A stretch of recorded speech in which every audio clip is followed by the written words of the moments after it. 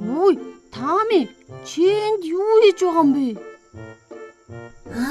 Би ахтай тусалж байна.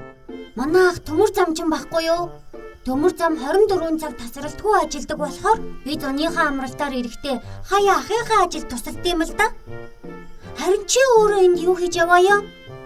Игч маань энд сүү цагаан эдээ зардаг болохоор намаа гэрж хонь мал хариулахад туслаач гэсэн байхгүй юу? Тэгээд л би ирлээ. Ашгүй дээ. Энд олон малчид төмөр зам бараад нүүж ирсэн боловч малаа хариулахгүй орхиж, мал нь аюултай бүс гарам руу орж гал тэргэнд дайруулчих гээд ёстой хэцүү байна.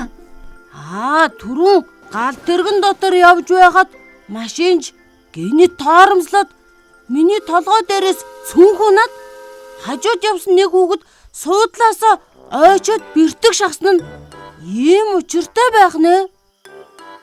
Тийм болохоор л энээс сэргийлж ах бид хоёр малчид болон тэдний хүүхдүүдэд аюултай бүсийн талаар хэлж ойлгуулж төмөр замын хориг хашаатай ойрхон битгий малаа хариулаарэ. Аюултай шүү гэж анхааруулж байгаа байхгүй юу? Ойлголоо. Тэгвэл би игчийнхээ хоныг төмөр замын хориг хашаанд ойдуулалгүй сайн хариулнаа. Тэгээрээ найзаа.